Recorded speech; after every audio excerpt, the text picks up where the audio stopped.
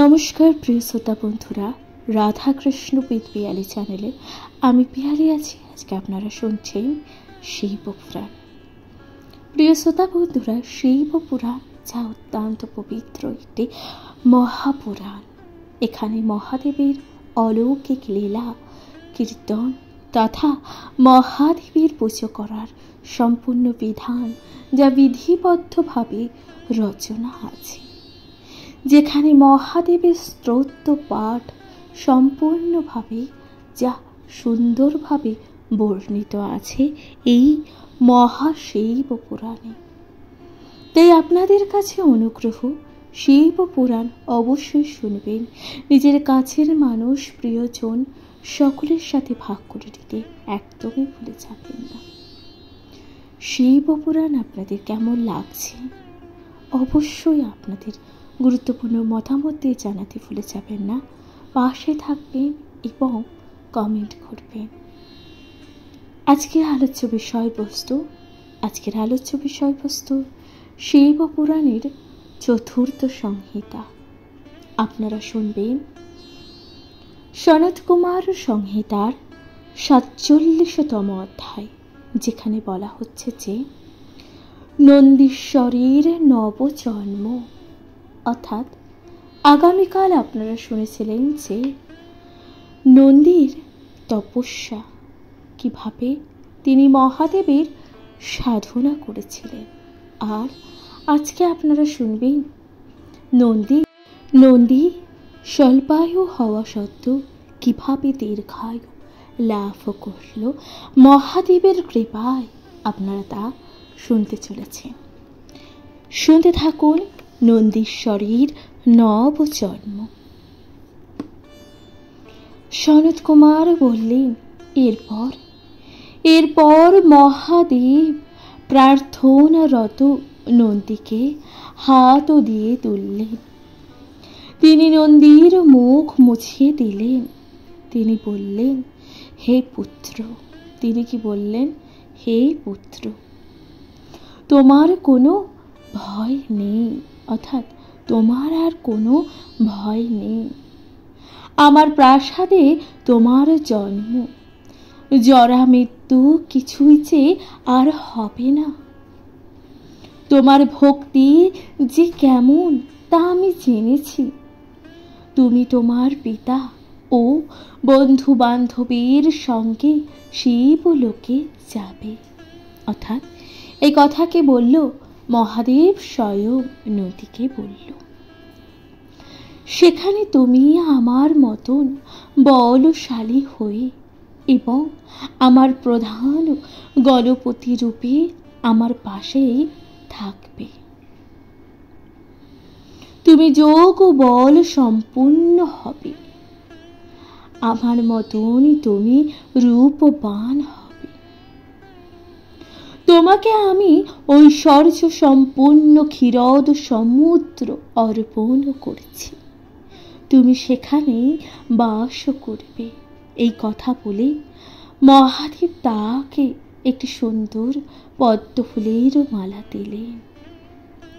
নন্দী সেই মালা গলায়ও পরলেন। তিনি লাভ করলেন ৩ চোখ, ১০ হাত এবং সুন্দর রূপ। দেখতে হলেন দ্বিতীয় শঙ্করের মতনই। পরে ভগবান তাকে নিজের হাত দিয়ে ধরে বললেন, তোমার কি বর দিতে হবে তা বলো। এই আশ্রমের তুমি কঠিন জপ করি বর প্রাপ্ত হচ্ছ, সেই জন্যই এই স্থান জপেশ্বর নামে বিখ্যাত হবে। প্রিয় শ্রোতা বন্ধুরা, তাহলে জপেশ্বর কিভাবে বিখ্যাত হলো আপনারা তা শুনলেন। এখানে একটি সুন্দর শ্লোক আছে, যেখানে বলা হচ্ছে যে আশ্রমাশ্চয় মর্তয় অথ তপস্যা তপ ভাবিত জপস্বর সমাখ্যাতা মম গুহ ভবিষ্যতি। এই স্থান হবে মোক্ষ প্রদানকারী।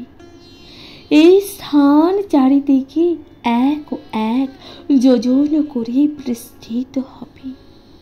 এখানে সিদ্ধচারণ ও অপ্সরাগণ থাকবে। এ ওতে গোপন স্থান। মানুষ মন ও কর্ম ও কথা দিয়ে যা কিছু কাজ করে থাকে তা এখানে ভস্মীভূত হতে যায়। এখানে যে ব্যক্তি জপ করে সে রুদ্রের মতনই হয়। অর্থাৎ এই স্থানে যে ব্যক্তি জপ করে সে কি হয়? রুদ্রের মতন হয়। মৃত্যুর পর শিবলোকে তার স্থান হয়। তাহলে মৃত্যুর পরে তার কোথায় স্থান হয়? শিবলোকে। এরপর মহাদেব তাকে অভিমন্ত্রিত জল দিলেন।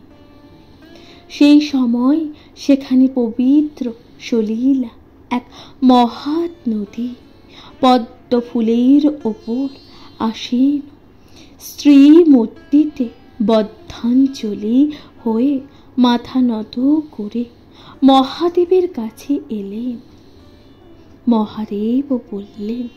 মহাদেব তখন কি বললেন? হে শুভানন, তোমার জল যেহেতু যজ্ঞের জন্য উৎসর্গ করা হলো, সেজন্য তুমি যজ্ঞদকা নামে নদী নামে পরিচিতা হবে। অর্থাৎ মহাদেব কি বললেন? এই যে তোমার জল যেহেতু যজ্ঞের জন্য উৎসর্গ হলো, সেই জন্য তুমি যজ্ঞদকা নদী নামে পরিচিতা হবে। যে ব্যক্তি সংযত চিত্ত ও সুচি মন নিয়ে তোমার জলে স্নান করবে, সে অশ্বমেধ যজ্ঞের সমান ফল লাভ করবে। সে ব্যক্তি রুদ্রলোকে পূজা পাবে। এরপর মহাদেব নন্দীকে দেবী ভবানীর চরণে প্রণাম করালেন। তিনি দেবীকে বললেন, পুত্রের প্রতি স্নেহশীল হও। দেবী তার মাথার ঘ্রাণ নিলেন। তিনি নন্দীর গায়ে হাত বুলিয়ে দিলেন। পুত্র স্নেহে তাকে অভিষিক্ত করলেন। তারপর তার স্রোত থেকে এক নদীর উৎপত্তি হল। সেই নদীর 3টি স্রোত। নন্দী সেই পবিত্র ত্রিস্রোত নদীকে দেখে খুব আনন্দ পেলেন। এরপর ওই নদী থেকে আরো এক নদীর উৎপত্তি হলো। প্রচণ্ড গর্জন করে নদীর আবির্ভাব হলো। মহাদেব তাকে সোনার মুকুট ও 2 কুণ্ডল দিলেন। তাহলে মহাদেব নন্দীকে তার সোনার মুকুট ও কুণ্ডল দিলেন। তারপর নন্দীকে সেখানে অভিষিক্ত করলেন। নন্দীর অভিষেকের সময় নদীতে প্রবল স্রোত বইতে লাগল। মহাদেব বললেন, যেহেতু এই নদী সুবর্ণ থেকে বের হয়ে বইছে, সেজন্য এই নদীর নাম হবে সুবর্ণদকা। তাহলে সুবর্ণদকা নদীর উৎপত্তি কিভাবে হয়েছে আপনারা তা জানলেন। জাম্বুনোদয়ময় মুকুট থেকে এর উৎপত্তি বলে এই নদী জাম্বু নদী নামেও অভিহিত হবে। তাহলে ভগবান বলছেন যে জাম্বুনোদয়ময় নদী থেকে এর উৎপত্তি বলে এই কারণে এর নাম জাম্বু নদী নামেও অভিহিত হবে। জাম্বুনদময়াত যস্মাৎ দেশ মুকুটত প্রভা পার্বত্যম নদী পুণ্যা প্রক্তা জাম্বু নদী তত। যে ব্যক্তি ওই স্থানে 3 বার উপবাস করে স্নান করে শুলিকে অর্চনা করবে এবং ব্রাহ্মণদের পরিতৃপ্তি করবে, সে ব্যক্তি মৃত্যুর পর নন্দীশ্বরের অনুচর হবে। সে ব্যক্তি ক্ষীরদ সাগর বাস করবে, সে হবে অবিনশ্বর ও অক্ষয়। হে দেবেশ, যে ব্যক্তি তোমার প্রিয় সে আমারও প্রিয়। যে ব্যক্তি যপস্বর পঞ্চনদে এসে দেহ ত্যাগ করে সে আমার গণপতি এবং তোমারই মতন কমনীয় হয়। তাহলে ভগবান বলছেন যে ব্যক্তি এই যে যপেশ্বর ও পঞ্চনদী এসে দেহ ত্যাগ করে সে আমার গণপতি, অর্থাৎ তোমারই মতন সে আমার কমনীয় হবে। এই কথা মহাদেব নন্দীকে তখন বললেন। প্রিয় শ্রোতা বন্ধুরা, তাহলে এখানেই সমাপ্ত হলো, এখানেই সম্পূর্ণ হলো 47তম অধ্যায়, যেখানে আপনারা জানলেন নন্দীশ্বরের নবজন্ম। শিব পুরাণ আপনাদের কেমন লাগছে অবশ্যই আপনাদের গুরুত্বপূর্ণ মতামত দিয়ে জানাতে ভুলে যাবেন না। চ্যানেলে প্রথমবার শুনে থাকলে অবশ্যই পাশে থাকবেন, নিজের কাছের মানুষের সাথে ভাগ করে নিতে ভুলে যাবেন না শিব পুরাণ। এর পরবর্তী অধ্যায় আপনারা শুনবেন 48তম অধ্যায়, যেখানে বলা হচ্ছে নন্দীকে গানপত্য প্রদান, অর্থাৎ স্বয়ং মহাদেব নন্দীকে কিভাবে নিজের গানপত্য প্রদান করলেন সেই অলৌকিক ঘটনা আপনারা শুনতে চলেছেন। শুনতে থাকবেন শিব পুরাণ।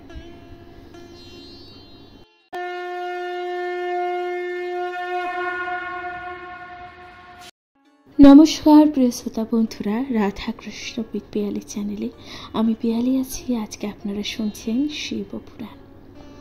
শিব পুরাণের চতুর্থ সংহিতায় আপনারা শুনবেন সনত কুমার সংহিতার 48তম অধ্যায়, নন্দীকে গানপত্য প্রদান, অর্থাৎ নন্দীকে কিভাবে গানপত্য প্রদান করা হলো এর অর্থ আপনারা শুনতে চলেছেন। শুনতে থাকুন শিব পুরাণ।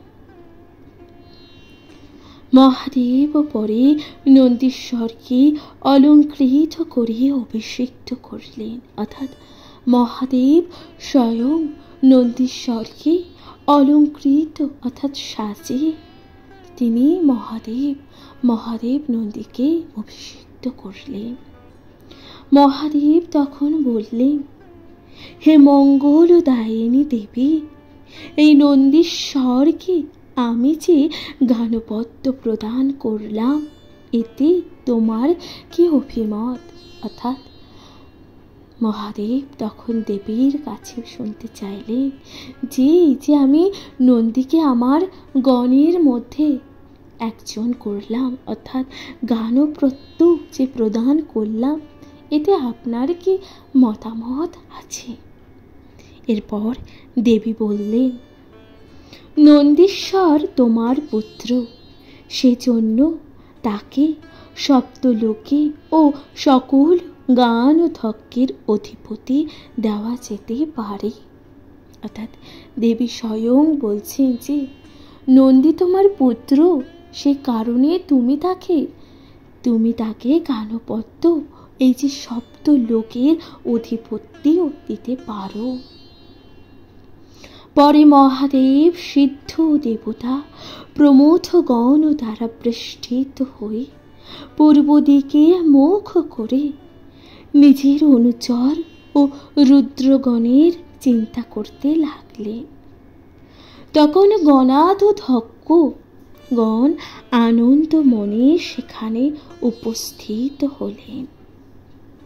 তাদের মধ্যে কেউ দক্ষিণ দিকে, কেউ পশ্চিম দিকে, কেউ উত্তর দিকে, কেউ পূর্ব দিকে, কেউ বা ঊর্ধ্ব, কেউ বা অধো দিকে বাস করে। কেউ শূল, কেউ নিঃসঙ্গ ধারণ করে আছে। হে সীতা, এখানে একটি সুন্দর শ্লোক আছে যেখানে বলা হচ্ছে যে হে হে সীতা দক্ষিণ মাসাং পশ্চিম মুক্তরাং তথা পূর্বাঞ্চোত্থ মধ্যস্থিত শূলহস্তা নিয়ঙ্ক্ষীণ নীলকণ্ঠ শীত কৃপা শুদ্ধ প্রজ্জ্বল নিক্ষুদ্রা সমাগস্তাৎ তথা ব্যাস যে শঙ্খ ন বিদ্যতে। তাদের কারোর কণ্ঠ নীল বর্ণ, কারোর কাল বর্ণ, কারোর চোখ শুদ্ধ ও উজ্জ্বল। কেউ ব্রহ্মাণ্ড আচ্ছন্ন করতে পারে, কেউ বা কপাল হস্ত, কেউ বা কপাল হস্ত, কারোর 100 চোখ, কেউ বা বাতাসের মতন বেগশালী, কেউ বা শত পাদ শত নেত্রের অধিকারী। এই সকল গণনায়কেরাই হলো সর্বলোকের প্রভু। তাহলে এই যে সকল গণনায়করাই হলো সর্বলোকের প্রভু। এরপর কারো করাল বদন ভ্রুকুটি, ভূষিত মুখ, 5 যোজন বিস্তৃত ও তার থেকে বড় চতুর্মুখ, শঙ্খের মতন সাদা বিশাল জিহ্বা, ঊর্ধ্বকর্ণ, পাশে হাত, কেউ বা মণির মতন বেগবান, ভারভূতি নামক গণাধ্যক্ষ, নিজের মতন ভূতগণ, মহাযোগ বলযুক্ত খড়্গঙ্গ বেগধারী, ধ্যান যোগ পরায়ণ গণাধ্যক্ষ, সোমবর্ষ নিজের মতো কোটিরথী যুক্ত হয়ে মহাদেবের কাছে এসে হাজির হলেন। এরপর সকল অসুরদের দ্বারা পূজিত অম্বাশৈব নামে আগুনের মতন মহাবলশালী শূলধারী এক শিব পার্ষদ এলেন।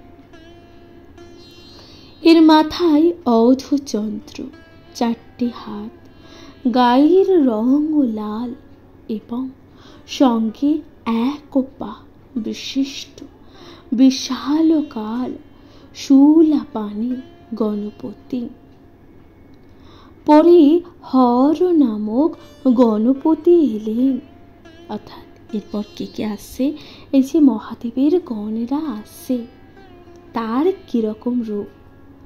তার পেটটি ছিল বিশাল, তার 1000 হাত পা, 1000 চোখ, বিশাল মুখ, সাপ তার ভূষণ, ত্রিলোচন, অর্ধচন্দ্র মাথায় শোভা পাচ্ছে, গলায় মুন্ডমালা, চুলগুলি প্রশস্ত, তার সঙ্গে 1 কোটি অনুচর।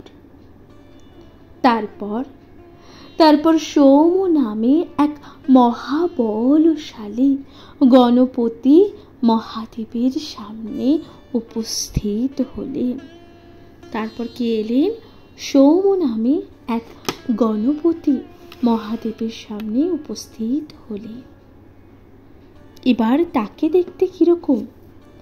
তার 4টে মুখ, 20টি লক্ষণ ও মহাতেজ সম্পূর্ণ।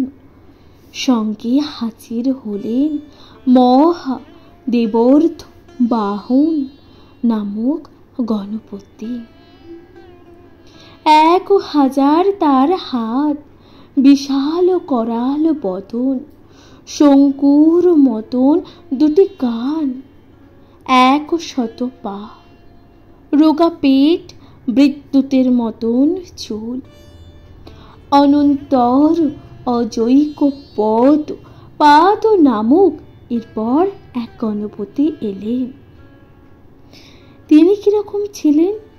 তার মুখ ছিল বিশাল, সামনে ও পিছনে 2 দিকেই তার গতি।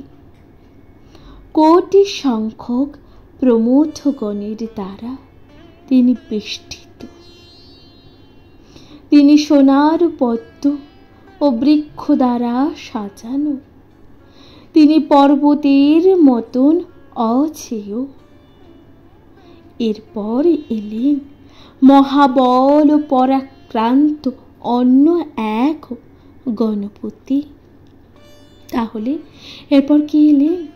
এরপর আসলেন মহাবল পরাক্রান্ত একজন গণপতি।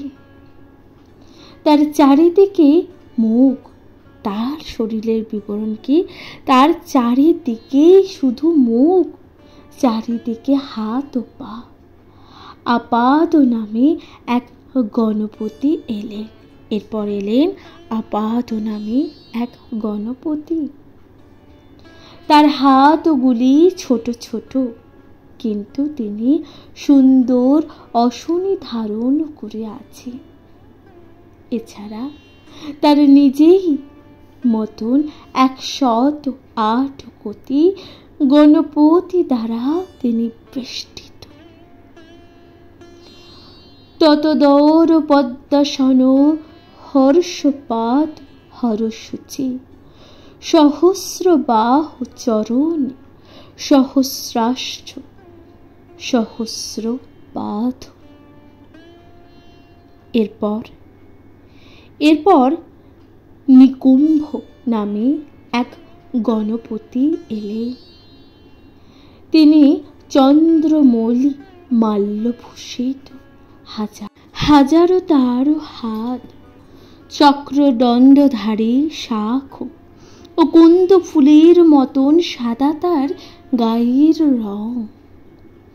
তার 100 পা ও মুখ, বিদ্যুতের মতন তার চুল, এবং তিনি অসীম পরাক্রমশালী। তিনি 100 কোটি গণপদ দ্বারা বেষ্টিত হয়ে মহাদেবের সামনে এসে দাঁড়ালেন। এরপর এলেন সূর্যাপায়ন নামে এক তপপরায়ণ গণপতি। তিনি মহাদেবের অত্যন্ত প্রিয় পাত্র। 100 সাপের মালা তার গলায়। এরপর কটাকট নামে এলেন এক গণপতি। তিনি মহাদূতশালী, সর্বজ্ঞ, মহাতেজা, সর্বমানী, চন্দ্রায়ুধ ও চক্রধারী। তিনি 60 কোটি গণ দ্বারা পরিবেষ্টিত। তারপর এলেন মহাবলশালী শঙ্খকর্ণ এবং নন্দিক নামে এক গণপতি। শঙ্কুকর্ণ এলেন কোটিগণ পরিবৃত্ত হয়ে। নন্দিক এলেন 10 সংখ্যক গণপতি দ্বারা বেষ্টিত হয়ে। বিনায়ক নামে গণপতি এলেন 64 কোটি গণের সঙ্গে মিলিত হয়ে। কুষ্মাণ্ড নামে এক গণপতি এলেন। তিনি সোনার এক চরণ বিশিষ্ট কুন্মাণ্ড। তিনি এলেন ৬০ কোটি গণের দ্বারা বেষ্টিত হয়ে।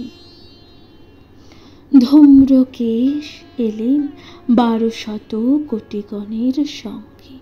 তাহলে ধূম্রকেশ কি এলেন ১২০০ কোটি গণের সঙ্গে। পতাকি এলেন ১০০ কোটি গণের সঙ্গে। শতমুক্ত এলেন ৫০০ কোটি গণের সঙ্গে। সহস্র বীর্য এলেন ৬০ কোটি গণের সঙ্গে। বীর নামে এক গণপতি এলেন ১০০ কোটি গণের সঙ্গে। কুম্ভকর্ণ এলেন ৮ কোটি গণের সঙ্গে। নাদেশনী এলেন ৮ কোটি গণের সঙ্গে। চন্দ্রবর্তন এলেন ৭ কোটি গণের সঙ্গে। মহিধক নামে এক গণপতি ১০০০ কোটি গণের সঙ্গে। প্রাণবাদিত্য মূর্তি নামক গণপতি এলেন ১ কোটি গণের সঙ্গে। সন্তোষ এলেন ১০০ কোটি গণের সঙ্গে। কুকুর এলেন ৮ কোটি গণের সঙ্গে। কুম্ভ এলেন ১৫ কোটি গণের সঙ্গে। অমোঘ ১ কোটি ভূতের সঙ্গে। মেঘ ও ভূতিক নামক ২ গণপতি এলেন ১ কোটি গণের সঙ্গে।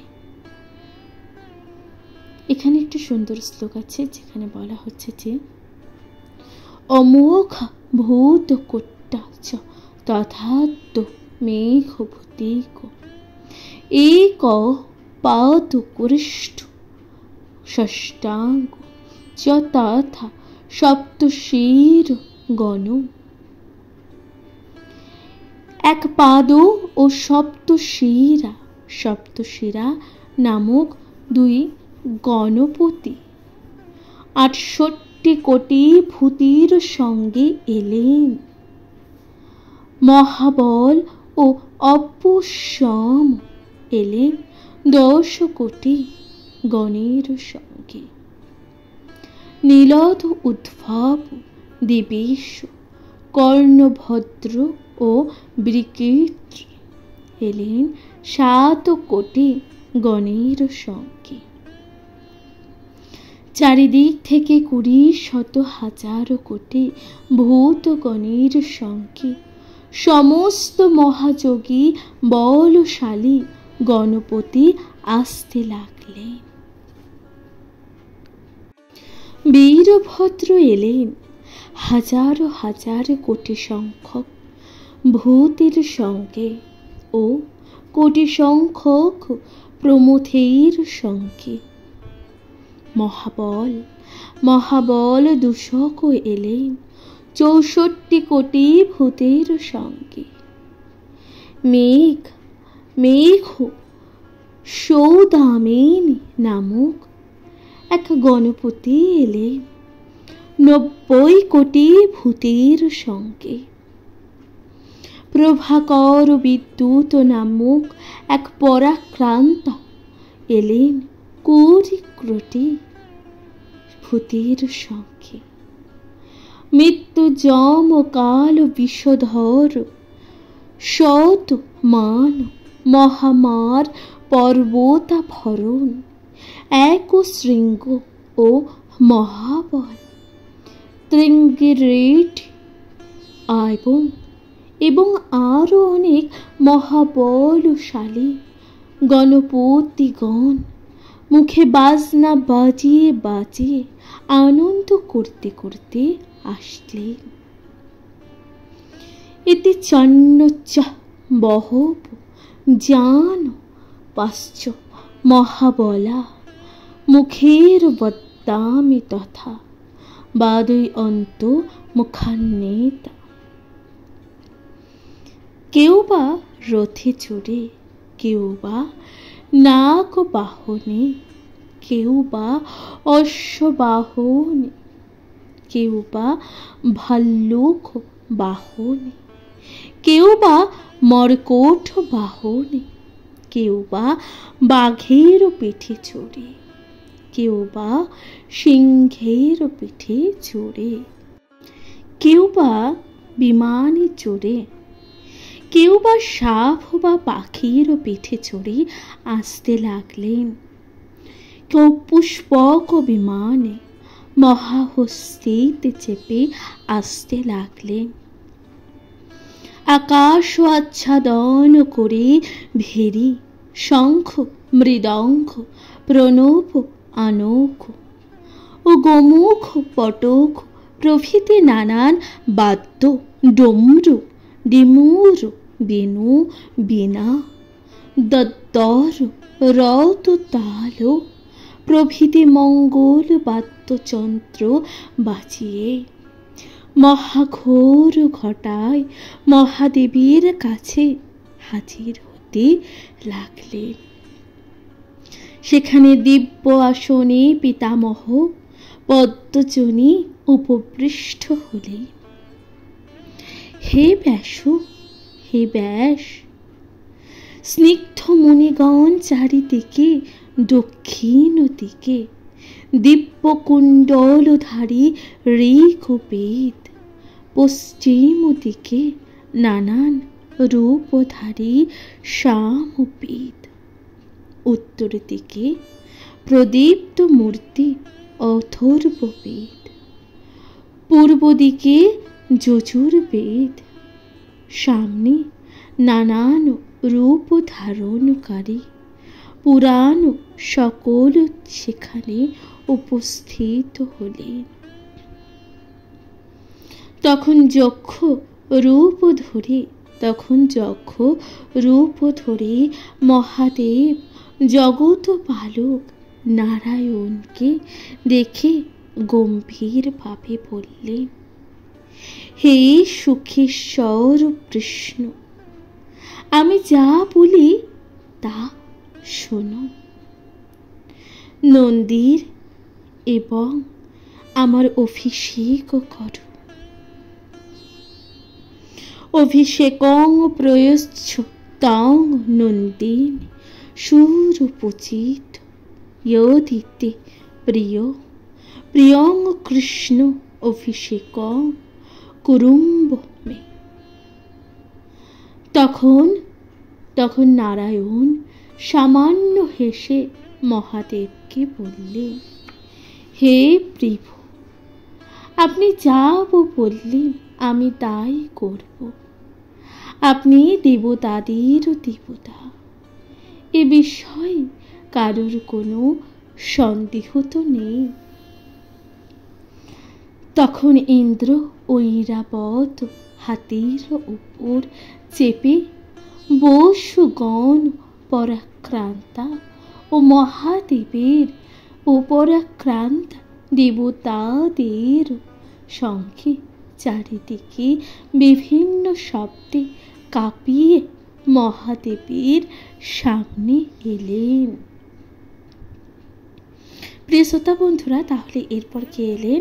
এরপর সেখানে হাজির হলেন ইন্দ্র তাহার ঐরাবত হাতির উপরে চেপে এবং বসুগণ পরাক্রান্ত দেবতারা চারিদিক থেকে শব্দ করে কাঁপিয়ে সেই মহাদেবের সামনে এসে হাজির হলেন। তাহলে মহাদেবের কাছে সকল গণ এবং মহাদেবের যে সকল গণাধিপতি গণরা সবাই আসতে লাগলেন এবং তাদের সাথে নানান ভূত ও গণ সকলে এসে হাজির হতে লাগলেন। নানান রকম বাদ্যযন্ত্র, ডমরু সমস্ত কিছু বাজিয়ে, এবং দেবতারা স্বয়ং আসতে লাগলেন। কেন? কারণ নন্দীর অভিষেক হবে, সেই কারণ, সেই উৎসবের জন্যই সকলে আসতে লাগলেন মহাদেবের কাছে। প্রিয় শ্রোতা বন্ধুরা, তাহলে এখানেই সমাপ্ত হলো 48তম অধ্যায়, যেখানে আপনারা শুনলেন নন্দীকে গানপত্য প্রদান, অর্থাৎ মহাদেব স্বয়ং নন্দীকে গানপত্য প্রদান করলেন এবং তার অভিষেকও করছে। এর পরবর্তী অধ্যায় আপনারা শুনবেন 49তম অধ্যায়, যেখানে আপনারা শুনবেন নন্দীশ্বরের অভিষেক। তাহলে শুনতে থাকুন শিব পুরাণ। আপনাদের গুরুত্বপূর্ণ মতামত দিয়ে জানাতে ভুলে যাবেন না, কমেন্টে লিখতে ভুলে যাবেন না। হর হর মহাদেব। শুনতে থাকুন শিব পুরাণ।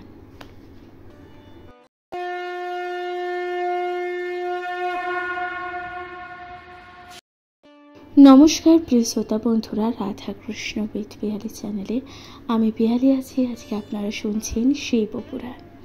শিব পুরাণের চতুর্থ সংহিতা সনত কুমার সংহিতার 49তম অধ্যায়ে আপনারা শুনবেন নন্দীশ্বরের অভিষেক, অর্থাৎ মহাদেব স্বয়ং নন্দীকে অভিষেক করছেন, তার গণপতি রূপে প্রদান করছেন এবং নিয়োগও করছেন। আপনারা শুনতে চলেছেন নন্দীশ্বরের অভিষেক। তাহলে শুনতে থাকুন শিব পুরাণ। সনত কুমার বললেন, সেই মহাপরাক্রান্তা প্রমথগণ দেবদেবকে প্রমাণ করলেন। তারপর বললেন, হে ভগবান, হে ভগবান, হে সর্বভূত প্রচিত দেবদেব, কি জন্য আমাদের ডেকেছেন তা বলুন। তোমাদের যে জন্য ডেকেছি তা শোনো।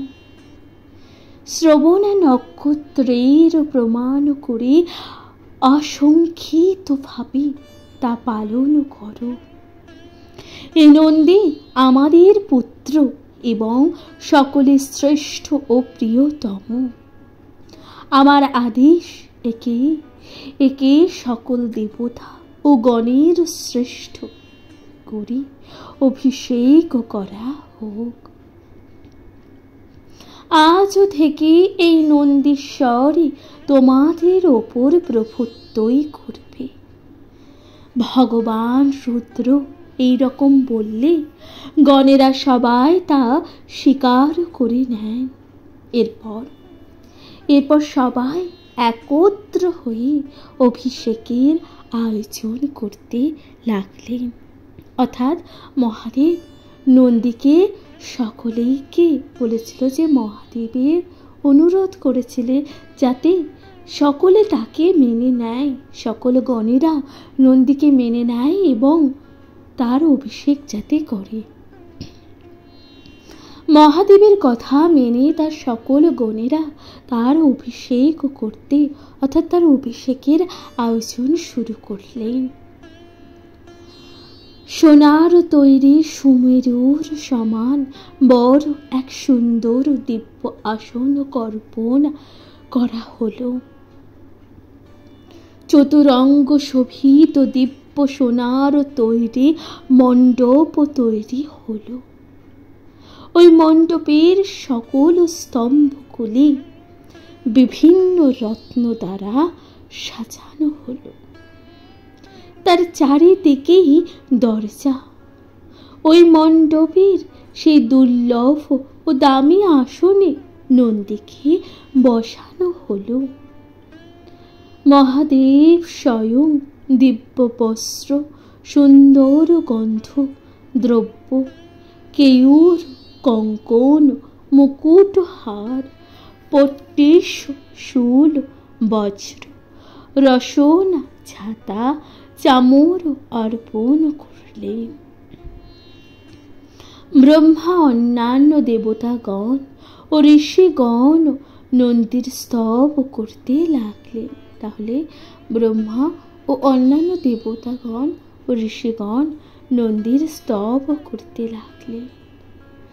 তারা বলতে থাকলেন, হে কুম্ভাকুরাক শালাঙ্খয়ন পুত্র, তুমি কর দ্বারা বজ্র ধারণ করে থাকো, তোমাকে নমস্কার। নম কুম্ভাকুরাগায় বস্ত্রদত কবায় চ শালাঙ্কান পুত্রায় হল মার্কেট থিতায় চ।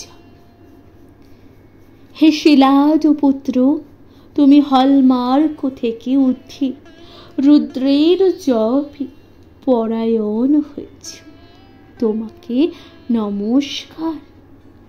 হে দেব, হে দেব, তুমি রুদ্র ভক্ত, তুমি জলসায়ী, তুমি গণাধিপতি মহাযোগীশ্বর, তোমাকে নমস্কার।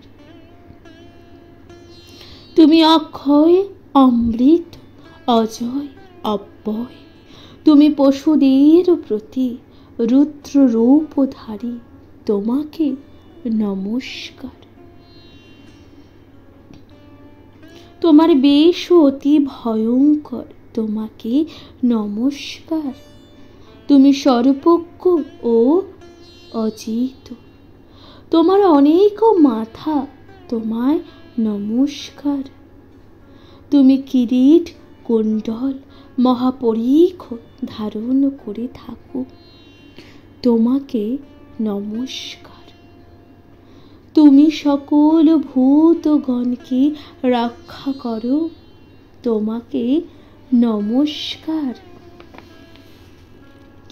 হে ব্যাসদেব, হে ব্যাসদেব, দেবতাগণ প্রণাম করে ও কৃতাঞ্জলি ভরে সেই মহাত্মার উদ্দেশ্যে এইভাবে স্তব করে ও উচ্চস্বরে জয়কার শব্দ করতে লাগলে। এরপর ব্রহ্মা ইন্দ্র প্রভৃতি দেবতাগণ ও সুরগণ ও অন্যান্য প্রাণীবর্গ জয় জয় শব্দ করতে লাগলে।